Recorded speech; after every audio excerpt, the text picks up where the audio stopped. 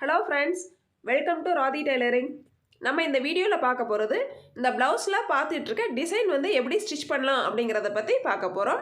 Plus piping வந்து front சைட்லேயும் back சைட்லேயும் நம்ம ஸ்டிச் பண்ணும் பொழுது ஷோல்டர் பகுதியில் பைப்பிங்கை கட் பண்ணாமல் கண்டினியூவாக நம்ம எப்படி ஸ்டிச் பண்ணலாம் அப்படிங்கிறத இந்த வீடியோவில் நம்ம பார்க்க போகிறோம். ஃபஸ்ட் டைம் நம்ம சேனலை பார்க்குறீங்க அப்படின்னா சப்ஸ்கிரைப் பண்ணிக்கோங்க ஃப்ரெண்ட்ஸ். வாங்க வீடியோக்குள்ளே போகலாம். லைனிங் கிளாத்தை இந்த மாதிரி எடுத்துக்கோங்க. 1/2 இன்ச்சில் இந்த மாதிரி மார்க் பண்ணி ஃபஸ்ட்டு வந்து ஒரு லைன் போட்டுக்கலாம். நெக்ஸ்ட்டு பார்த்தீங்கன்னா ஹைட் மார்க் பண்ணிக்கிறேன். எனக்கு 14 இன்ச் தேவைப்படுது. நான் வந்து மார்க் பண்ணிக்கிறேன். மார்க் பண்ண இடத்துக்கு இந்த மாதிரி லைன் போட்டுக்கலாம். நெக் ரவுண்டு மார்க் பண்ணிக்கோங்க. 2.5 இன்ச்சு மார்க் பண்ணிக்கிறேன். ஷோல்டர் வந்து 2.25 இன்ச் வந்து மார்க் பண்ணிக்கிறேன்.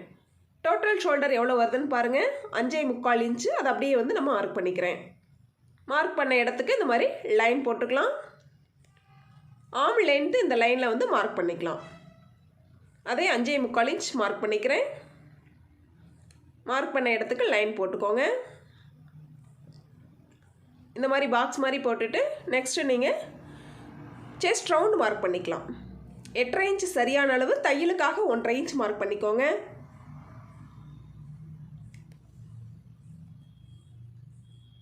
மார்க் பண்ண இடத்துக்கு இந்த மாதிரி லைன் போட்டுக்கலாம். ஆர்ம் ரவுண்டு ஸ்கேல் இருந்தால் இந்த மாதிரி ஆர்ம் ரவுண்டு வந்து நோட் பண்ணிக்கோங்க. நம்ம பேக் பார்ட் வந்து இப்போது ட்ரா பண்ணியாச்சு. நெக்ஸ்ட் வந்து கேன்வாஸ் எடுத்துக்கோங்க. கேன்வாஸில் நம்ம லைனிங்கில் மார்க் பண்ண அதே 2.5 இன்ச் வந்து மார்க் பண்ணிக்கோங்க. கழுத்து அகலம் 2.5 இன்ச் மார்க் பண்ணோம் இல்லைங்களா, அதே 2.5 இன்ச் வந்து மார்க் பண்ணிக்கோங்க. மார்க் பண்ண இடத்துக்கு இந்த மாதிரி ஒரு லைன் போட்டுக்கலாம். நெக்ஸ்ட் பார்த்தீங்கன்னா ப்ளவுஸினுடைய பின் உயரம், பின் கழுத்து உயரம் உங்களுக்கு எவ்வளோ தேவையோ மார்க் பண்ணிக்கோங்க. நான் வந்து 8.5 இன்ச் வந்து மார்க் பண்ணிக்கிறேன். நீங்கள் 8.5 to 9.5 இன்ச் எவ்வளோ தேவைனாலும் நீங்கள் வந்து மார்க் பண்ணிக்கலாம். இது மாதிரி பாக்ஸ் மாதிரி போட்டு ஃபஸ்ட்டு ரெடி பண்ணிக்கோங்க. ஃபஸ்ட்டு யூ நெக் மாதிரி இந்த மாதிரி ட்ரா பண்ணுங்கள். கார்னரில் மட்டும் இந்த மாதிரி வளைவுகள் எடுத்தால் போதுமானது. நெக்ஸ்ட்டு பார்த்தீங்க அப்படின்னா ஷோல்டர்லேருந்து இந்த மாதிரி 1/2 இன்ச் உள்ளே வந்த மாதிரி எடுங்க. ஒரு 1/2 இன்ச் நம்ம போட்ட லைன்லேருந்து வெளியில் வந்த மாதிரி எடுங்க. லைட்டாக ஒரு பெண்ட் எடுத்திங்கன்னா உங்களுக்கு நீட்டாக இருக்கும். அடுத்து பாருங்கள், நம்ம போட்ட லைன்லேருந்து 1.5 இன்ச் வந்து மார்க் பண்ணிக்கோங்க. நம்ம இப்போ ட்ரா பண்ண லைன்லேருந்து 1.5 இன்ச் மார்க் பண்ணிக்கோங்க. போட்ட லைன்லேருந்து 1/2 இன்ச் உள்ளேயும் போனோம், 1/2 இன்ச் வெளியிலேயும் வந்தோம். நம்ம லாஸ்ட்டாக போட்ட லைன்லேருந்து 1.5 இன்ச் வந்து கரெக்டாக மார்க் பண்ணிக்கோங்க. அதே வளைவுகள் அதே போல் வர்ற மாதிரி மார்க் பண்ணிக்கோங்க. பாருங்கள், இந்த மாதிரி நம்மளுக்கு ட்ரா பண்ணோம். லைட்டாக பெண்டாகி வர்ற மாதிரி அந்த இடத்துல இருக்கும். இந்த மாதிரி நல்லா அழுத்தி ட்ரா பண்ணிக்கோங்க. நெக்ஸ்ட்டு பார்த்தீங்க அப்படின்னா ஷோல்டர்லேருந்து பார்த்தீங்க அப்படின்னா 6 இன்ச் நான் வந்து மார்க் பண்ணிக்கிறேன். அதுலேருந்து பார்த்திங்கன்னா 2.5 இன்ச் ஒரு மார்க் பண்ணிக்கிறேன். நம்ம செகண்ட் போட்ட அந்த லைன்லேயே மார்க் பண்ணிட்டு வரேன். மறுபடியும் ஒரு 2.5 இன்ச் மார்க் பண்ணிக்கிறேன். அந்த 2.5 இன்ச்சுக்கு சென்டர் பார்த்துக்கோங்க. அதிலிருந்து அகலம் வந்து ஒரு 1/2 இன்ச் மார்க் பண்ணிக்கிறேன். 2.5 இன்ச்சில் சென்டர் பார்த்துக்கோங்க. அந்த சென்டர்லேருந்து 1/2 இன்ச் தள்ளி ஒரு மார்க்கிங் பண்ணிக்கோங்க. கர்வ் வந்து கொஞ்சம் நீட்டாக வர்றதுக்காக இந்த மார்க்கிங் பண்ணுறோம். இல்லை ஃப்ரீ ஹேண்டாகவே நீங்கள் வந்து போடுறதுனாலும் போடலாம். பாருங்கள், இந்த மாதிரி சி மாதிரி கர்வ் கரெக்டாக வரணும். அதே போல் இதுலேயும் வந்து ஒரு 2.5 இன்ச் மார்க் பண்ணிக்கோங்க. சென்டர்லேருந்து லீஃப் மாதிரி இந்த மாதிரி ட்ரா பண்ணிக்கோங்க. நம்ம போட்ட மார்க்கிங்க்கு இந்த மாதிரி லீஃப் மாதிரி ட்ரா பண்ணிக்கலாம்.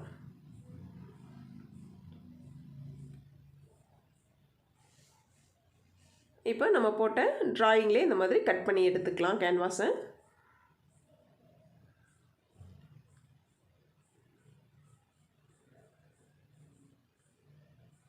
கொஞ்சம் பொறுமையாகவே கட் பண்ணுங்கள். அப்போ தான் டிசைன்ஸ் வந்து நம்ம வரைஞ்ச அதே அளவில் வரும்.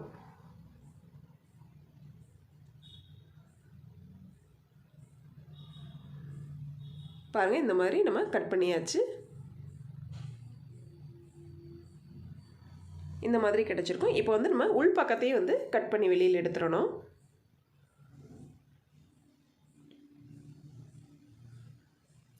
அதே பெண்டிங்கில் நம்ம வந்து கட் பண்ணிக்கலாம். பாருங்கள், இந்த மாதிரி கிடச்சிருக்கு. நம்ம வந்து எந்த கிளாத்தில் வந்து பேஸ்ட் பண்ணணும் அப்படிங்கிறத சூஸ் பண்ணிக்கோங்க. ப்ளவுஸினுடைய ஆப்போசிட் கலரில் இருந்தால் நல்லாயிருக்கும். ப்ளஸ் சாரியில் இந்த கலர் இருந்தால் இன்னுமே உங்களுக்கு நல்லாயிருக்கும். அது மாதிரி எடுத்துக்கோங்க. இது மாதிரி கிளாத்தில் போட்டு கேன்வாஸ் வச்சு அயர்ன் பண்ணிட்டீங்க அப்படின்னா உங்களுக்கு அப்படியே பேஸ்ட் ஆகிக்கும். 1/2 இன்ச் கொஞ்சம் தள்ளி வச்சு ஒரு மார்க்கிங் பண்ணிக்கோங்க ஃபுல்லாகவே. இந்த மார்க்கிங்கில் நம்ம வந்து கிளாத்தை வந்து கட் பண்ணி வெளியில் எடுக்க போகிறோம். இந்த மார்க்கிங் வந்து அப்படியே கட் பண்ணி வெளியில் எடுத்துருங்க. இந்த மாதிரி கட் பண்ணி வெளியில் எடுத்துட்டு அந்த 1/2 இன்ச் இருக்குது இல்லைங்களா, அதை வந்து மடித்து உள்பக்கமாக மடித்து இந்த மாதிரி ஒரு ஸ்டிச் போட்டு விட்ருங்க. லாங் ஸ்டிச் போட்டுட்டு நெக்ஸ்ட் வந்து ஸ்டிச் பண்ணி முடித்ததுக்கப்புறம் நம்ம அதை பிரித்து எடுத்துடலாம். இந்த மாதிரி உள்பகுதியிலையும் ஒரு 1/2 இன்ச் கேப் விட்டுட்டு இந்த மாதிரி கட் பண்ணி எடுத்துருங்க. நம்மளுக்கு இந்த மாதிரி கிடைக்கும். இதை வந்து நம்ம ப்ளவுஸில் வந்து இப்போ அட்டாச் பண்ண போகிறோம். ஃபஸ்ட்டு வந்து பேக் சைடு வந்து ரெடி பண்ணிக்கலாம். பேக் சைடில் சென்டர் மார்க் பண்ணிக்கோங்க. இது மாதிரி சென்டர் வந்து ஃபுல்லாகவே மார்க் பண்ணிக்கோங்க. நம்ம ரெடி பண்ணி வச்ச கேன்வாஸ் கிளாத் இருக்கு இல்லைங்களா, இதில் வந்து அட்டாச் பண்ண போகிறோம். அதுக்கு முன்னாடி நெக் ரவுண்டு வந்து சரியாக மார்க் பண்ணிக்கோங்க. 2.5 இன்ச் மார்க் பண்ணிக்கலாம். அந்த அளவுகளில் நம்ம கட் பண்ணி வச்ச கேன்வாஸை இந்த மாதிரி பின் போட்டு ஃபிக்ஸ் பண்ணிடுங்க. கீழ்ப்பகுதியிலையும் சென்டர் இது மாதிரி சரியாக இருக்காங்கிறத செக் பண்ணிக்கோங்க. நெக்ஸ்ட்டு 1/2 இன்ச் கேப்பில் இந்த மாதிரி நம்ம தையல் ஓட்டுறோம். கேன்வாஸ் எட்ஜ்லேயே தையல் வந்து வர்ற மாதிரி தையல் போட்டுக்கோங்க.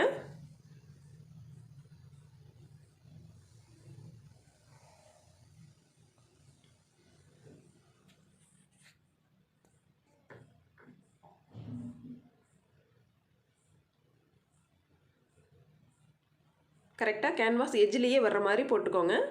1/2 இன்ச் வந்து இந்த ப்ளூ கலர் கிளாத் வந்து உள்பக்கமாக இருக்கும். நம்ம அப்புறமா கட் பண்ணி எடுத்துக்கிற மாதிரி இருக்கும்.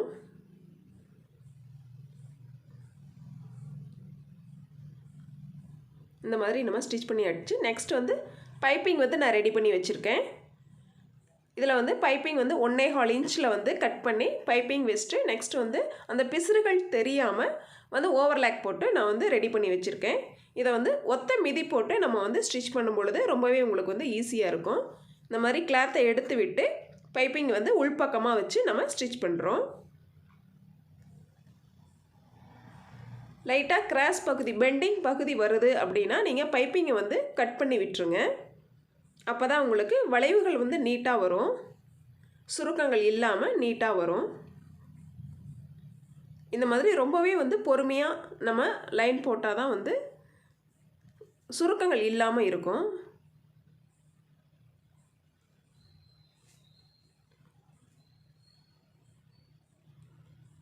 பெண்டிங்கில் இந்த மாதிரி உங்களால் திருப்ப முடியல அப்படிங்கிற பட்சத்தில் நீங்கள் சிசரில் கட் பண்ணிடுங்க. சுத்தமாகவே கட் பண்ணிவிட்டு அதை வந்து உள்பகுதியில் தள்ளி விட்டுருங்க. அங்கேருந்து வர்ற பைப்பிங்கை நெக்ஸ்ட்டு நம்ம ஸ்டார்ட் பண்ண போகிற பைப்பிங்கை கீழ் சைடில் உள்பகுதியில் வச்சுருங்க. இந்த மாதிரி வச்சிட்டிங்க அப்படின்னா உங்களுக்கு ஜாயிண்டாகவே பைப்பிங் வர்ற மாதிரி தெரியும். கட்டான மாதிரி கண்டிப்பாக தெரியாது. இது மாதிரி பண்ணும்பொழுது உங்களுக்கு சுருக்கங்கள் வந்து கண்டிப்பாக வராது. கார்னரில் தான் வந்து ரொம்ப கவனமாக நீங்கள் வந்து தையல் போடணும். ஸ்டெப் பை ஸ்டெப்பாக இன்ச் பை இன்ச்சாக வந்து நகர்த்துங்க. நீடில் வந்து ஒவ்வொரு நீடிலாக குத்துனாலும் பரவாயில்லை, ரொம்பவே வந்து பொறுமையாக நீங்கள் வந்து பண்ணணும்.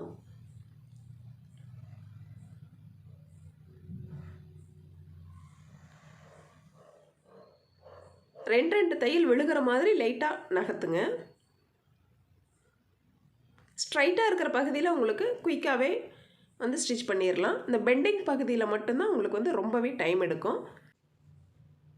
மேக்ஸிமம் நீங்கள் வந்து சிங்கிள் ஃபுட் யூஸ் பண்ணி பைப்பிங் வந்து பண்ணுறீங்க அப்படின்னா கண்டிப்பாக வந்து ஃபினிஷிங் வந்து நீட்டாக வரும். ரெண்டாவது கார்னரில் வந்து இந்த மாதிரி கட் பண்ணிங்க அப்படின்னாலும் உங்களுக்கு வந்து ஃபினிஷிங் நீட்டாக வரும். இது ரெண்டையும் ஃபாலோ பண்ணாலும் மேக்ஸிமம் வந்து ஃபினிஷிங் வந்து நீட்டாக கிடச்சிரும் உங்களுக்கு. ரொம்ப ரொம்ப பொறுமையாக வந்து நீங்கள் பைப்பிங் வந்து கொடுக்கணும். அப்போ தான் வந்து நல்லாயிருக்கும். நார்மலாக நம்ம ப்ளவுஸ் ஸ்டிச் பண்ணுறோம் அப்படின்னா ரொம்பவே ஸ்பீடாக வந்து பண்ணலாம், தப்பு இல்லை. பட் டிசைன் ஒர்க் பண்ணும் பொழுது எந்த ஒரு டிசைன் ஒர்க்குக்குமே வந்து கொஞ்சம் பொறுமை ரொம்பவே அவசியம் வைங்களேன். அப்போ தான் வந்து ஃபினிஷிங் வந்து நீட்டாக இருக்கும். இந்த மாதிரி பாருங்கள், லைட்டாக பெண்டிங் வர்ற இடத்துலலாம் இது மாதிரி கட் பண்ணி விட்டுருங்க. அப்போ தான் வந்து சுருக்கங்கள் வராமல் இருக்கும்.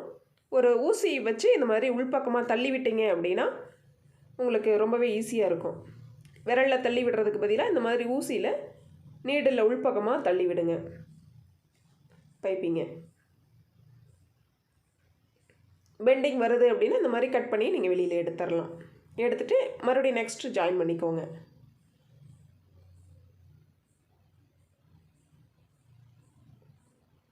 இந்த மாதிரி ஸ்டிச் பண்ணும்பொழுது உங்களுக்கு ரொம்பவே வந்து ஈஸியாக இருக்கும்.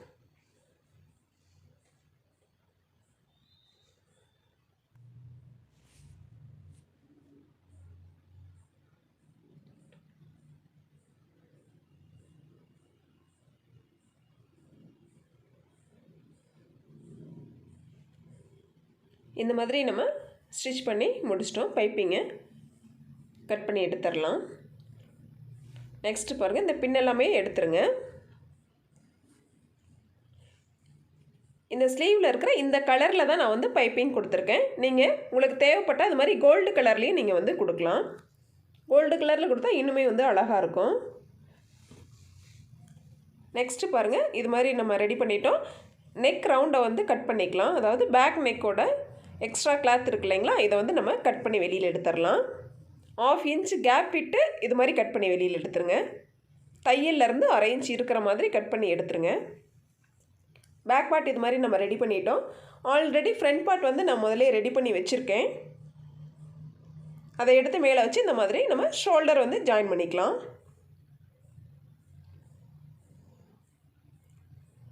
1/2 இன்ச் கேப்பில் இந்த மாதிரி ஃபஸ்ட்டு நம்ம லைன் ஓட்டிக்கிறோம். ஃப்ரண்ட்டில் வந்து நான் கார்னர் வந்து எதுவும் ஸ்டிச் பண்ணாமல் தான் இருக்கேன், எம்டியாக தான் இருக்குது. ஃபுல்லாக வந்து நம்ம பைப்பிங் கொடுத்து ஃபில் பண்ண போகிறோம். இது மாதிரி நான் ஆல்ரெடி ஸ்டிச் பண்ணி வச்சுருக்கேன் பைப்பிங்கை. பாருங்கள், இந்த கொக்கி சைட்லேருந்து நம்ம வந்து ஸ்டிச் பண்ண போகிறோம். இந்த மாதிரி வெளிப்பகுதியில் இந்த மாதிரி வச்சுக்கோங்க. ஒரு 1/2 இன்ச் வந்து எக்ஸ்ட்ரா விட்டு வந்து லைன் ஓட்டிக்கலாம். நான் வந்து சிங்கிள் ஃபுட்டு மாற்றியிருக்கேன். சிங்கிள் ஃபுட்டில் தான் வந்து இப்போ லைன் ஓட்டிகிட்டு வரேன். பைப்பிங்கோட எட்ஜிலேயே த்ரெட் பைப்பிங் பக்கத்துலேயே வந்து லைன் ஓட்டுங்க. ஒரே சேம் அளவில் வர்ற மாதிரியும் ஓட்டுங்க. ஒரு பக்கம் 1/4 இன்ச், ஒரு பக்கம் 1/2 இன்ச் அந்த மாதிரி வரக்கூடாது. ஸ்டார்ட் பண்ணுறது எந்த அளவு ஸ்டார்ட் பண்ணுறோமோ அதே அளவு ப்ளவுஸினுடைய எண்டிங் வரைக்கும் வர்ற மாதிரி நீங்கள் தையல் ஓட்டுங்க.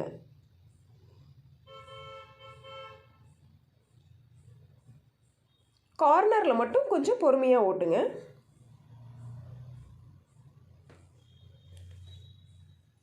இந்த மெத்தடில் பார்த்தீங்க அப்படின்னா உங்களுக்கு பைப்பிங் வந்து ஃப்ரண்ட் சைடும் பேக் சைடும் தனித்தனியாக நம்ம ஓட்டுறது கிடையாது, ஃபுல்லாகவே டோட்டலாக ஓட்டுறோம். இதனால் ஷோல்டர் பக்கத்தில் பாருங்கள் ஃபினிஷிங் வந்து நீட்டாக இருக்கும். பிசுறுகள் வெளியில் தெரியாமல் இருக்கும். நம்ம பைப்பிங் வச்சு மடக்கி விடும் பொழுது அந்த பிசுறுகள் வந்து சுத்தமாக வெளியில் தெரியாது. அதனால் இது ரொம்ப ஈஸியாகவும் இருக்கும், பெஸ்ட்டாகவும் இருக்கும். பாருங்கள், எண்டிங் வந்தோடனே இந்த மாதிரி ஒரு 1/2 இன்ச் விட்டுட்டு கட் பண்ணி விட்டுருங்க. உள்பகுதியில் மடக்கி விடுறதுக்காக அந்த 1/2 இன்ச்சு. நெக்ஸ்ட் பாருங்கள், உள்பகுதியில் இந்த மாதிரி இருக்கும், வெளிப்பகுதியில் பார்த்திங்கன்னா இந்த மாதிரி இருக்கும். கார்னரில் நம்ம சிசர் கட் கொடுத்துருங்க. வளைவுகள் வர்ற இடத்துல எல்லாமே நீங்கள் சிசர் கட் கொடுத்துருங்க. அப்போ தான் உள்பகுதியில் நம்ம பைப்பிங் திருப்பும் பொழுது ஃபினிஷிங் வந்து நீட்டாக வரும். இல்லைன்னா ஒரு மாதிரி சுருக்கங்கள் இருக்கிற மாதிரி இருக்கும்.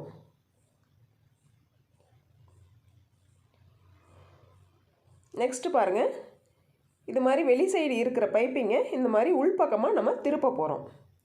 உள்பகுதியில் இந்த மாதிரி இருக்கும். எக்ஸ்ட்ரா 1/2 இன்ச் விட்டோம் இல்லைங்களா, இதை ஃபஸ்ட்டு உள்ளே மடக்கி அடுத்தது பாருங்கள் இந்த மாதிரி பைப்பிங்கை உள்பக்கமாக திருப்பிடுங்க. நெக்ஸ்ட்டு வந்து ஃபுட் வந்து நான் மாற்றிக்கிறேன். ஃபஸ்ட்டு ரைட் சைடில் போட்டிருந்தோம். இப்போ வந்து லெஃப்ட் சைடில் வந்து நம்ம ஃபிட் பண்ணிக்கலாம். ஏன்னா உள்பக்கமாக நம்ம பைப்பிங் திருப்புறனால ஃபுட் வந்து மாற்றி தான் ஆகணும். டபுள் ஃபுட்லேயே வந்து ஸ்டிச் பண்ணுவாங்க. பட் ஆனால் இதுதான் ஃபினிஷிங் வந்து நீட்டாக கிடைக்கும். இந்த மாதிரி ஸ்க்ரூவை ரிமூவ் பண்ணிவிட்டு நீங்கள் எடுத்திங்கனாலே ஃபுட் வந்து வெளியில் வந்துடும். நெக்ஸ்ட்டு அந்த ஃபுட்டை வந்து இது மாதிரி செட் பண்ணிக்கலாம்.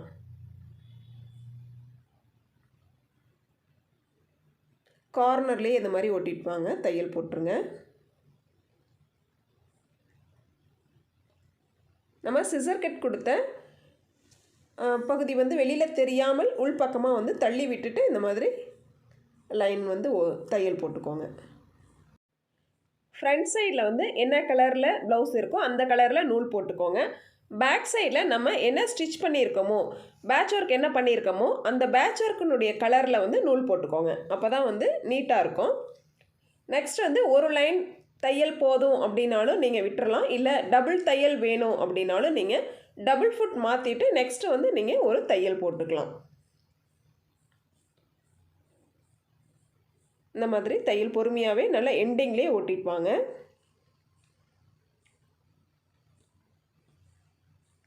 நெக்ஸ்ட்டு ஃப்ரண்ட்டுக்கும் இந்த மாதிரி நூல் மாற்றிக்கலாம். இப்போது நம்ம டிசைன்ஸ் வந்து ரெடி பண்ணிட்டோம். இதுக்கு மேலே ஸ்டோன்ஸ் ஒர்க் வந்து நம்ம விருப்பம் போல் இந்த மாதிரி ஸ்டிச் பண்ணிக்கலாம். இந்த வீடியோ பிடிச்சிருந்தா சப்ஸ்கிரைப் பண்ணிடுங்க. நம்ம சேனலுக்குள்ளே போனீங்க அப்படின்னா பிளேலிஸ்ட்டில் அனைத்து வீடியோக்களுமே இருக்கும். நீங்கள் செக் பண்ணி பார்த்துக்கலாம். Thank you friends.